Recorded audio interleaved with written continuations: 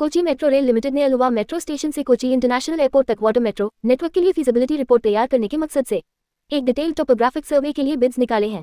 मतलब पहले जमीन, पानी, ऊंचाई, गहराई सब नापी जाएगी, क्योंकि हमारे यहाँ तो शादी से पहले भी इतनी जांच नहीं होती जितनी किसी प्रोजेक्ट से पहले होती है। चेन्नई में चेन्नई कॉर्पोरेशन की मेयर ने बजट पेश करते हुए मरीना बीच पर लाइट हाउस से अन्ना मेमोरियल तक रोपवे की घोषणा की है। अब लोग बीच पर घूमते हुए ऊपर से भी घूम सकेंगे, नीचे भुट्टा, ऊपर से व्यू, फुल कॉम्बो ऑफर। साथ ही चेन्नई में डिजिटल ट्विन प्रोजेक्ट भी लाया जाएगा, जिसमें अर्बन डेटा ऑब्जर्वेटरी और एसेट मैनेजमेंट सॉफ्टवेयर रहेगा, ताकि फ्लड रिस्क और ट्रैफिक कंजेस्शन की प्लानिंग की जा सके। यानी शहर का एक डिजिटल जुड़वा भाई बनेगा, जो शायद हमसे ज्यादा समझदार निकले। यूनियन कैबिनेट ने नोएडा मेट्रो की एक्वा लाइन को बोटानिकल गार्डन से नोएडा सेक्टर 142 तक एक्सटेंड करने की मंजूरी दे दी है। ये एलिवेटेड कॉरिडोर होगा, जिसमें 8 नए स्टेशन बनेंगे। करीब 2254 करोड़ रुपए की लागत आएगी और 4 साल में पूरा करने का टारगेट है। 4 साल सुनकर हम सब मुस्कुरा रहे हैं, क्योंकि हमारे यहाँ प्रोजेक्ट की टाइमलाइन और शादी में बारात का समय दोनों भगवान भरोसे ही चलते हैं। प्राइम मिनिस्टर जी 22 फरवरी को दिल्ली गाजियाबाद मेरठ नमो Bharat rapid rail transit system corridor का पूरा हिस्सा इनॉग्रेट करेंगे, जो सरायकाले खान और न्यू अशोकनगर से लेकर मेरठ साउथ और मोदीपुरम तक कनेक्ट करेगा। इसी दिन मेरठ मेट्रो को भी फ्लैग ऑफ किया जाएगा। मतलब अब दिल्ली से मेरठ का सफर इतना तेज होगा कि लोग कहेंगे, अरे अभी तो घर से निकले थे, ये मेरठ कैसे आ गया। आंध्र प्रदेश गवर्नमेंट ने राइडन इन्फोटेक इंडिया, जो गूगल की कंपनी है, उसे विशाखापट्टनम और अनकपल्ली में एआई डेटा सेंटर्स के लिए पहले दिए गए 480 एकड़ से बढ़ाकर 600 एकड़ से ज्यादा जमीन अलॉट करने को मंजूरी दी है। करीब 90,000 करोड़ रुपए का इन्वेस्टमेंट बताया जा रहा है। इतनी बड़ी डेटा सेंटर आएगी कि शायद हमारे परिवार के सारे व्हाट्सएप फॉरवर्ड भी यही स्टोर होंगे। लाइक करे, शेयर करे, नीचे कॉमेंट करो और सब्सक्राइब करो। जल्दी से आगे बढ़ते हैं। वारी एनर्जीज भी आंध्र प्रदेश के अनकपल्ली डिस्ट्रिक्ट के रंबिल्ली में देश की सबसे बड़ी लिथियम आयन बैटरी गिगाफैक्ट्री लगाने जा रही है, करीब 8,175 करोड़ रुपए के इन्वेस्टमेंट के साथ। महाराष्ट्र गवर्नमेंट ने भंडारा और गढ़चिरौली को जोड़ने वाले लॉन्ग एक्सेस कंट्रोल एक्सप्रेसवे के लिए करीब 931 करोड़ रुपए लैंड एक्विजिशन पर खर्च करने की मंजूरी दी है।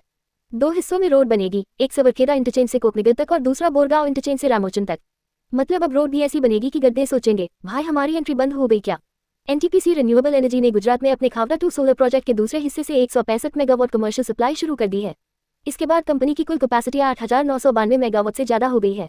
सूरज अब सिर्फ गर्मी नहीं देगा, बिजली भी देगा और शायद थोड़ी सी उम्मीद भी। महाराष्ट्र गवर्नमेंट ने मुंबई के मलाड मालवनी इलाके के मुक्तेश्वर में 118 एकड़ जमीन स्लम रिहेबिलिटेशन अथॉरिटी के धारावी रीडेवलपमेंट प्रोजेक्ट को सौंप दी है, ताकि वहां रहने वाले लोगों का रिहेबिलिटेशन हो सके।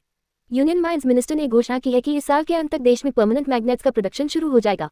इसके लिए 7,280 करोड़ रुपए की प्रोडक्शन लिंक्ड इंसेंटिव स्कीम लाई गई है।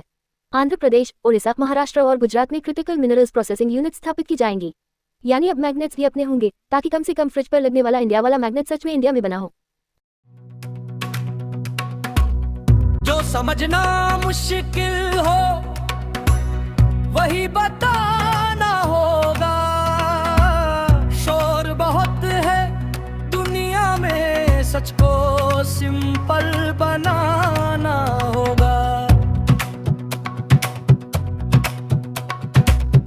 कहते हैं सब कुछ फास्ट है, पर समझना आसान बनाना होगा। बोलते हैं सब कंफ्यूजिंग है, पर साफ तो पक बनाना होगा। ये वक्त है, ये वक्त है, ये वक्त है, ये वक्त है, ये वक्त है जो खास है, जो खास है, जो खास है।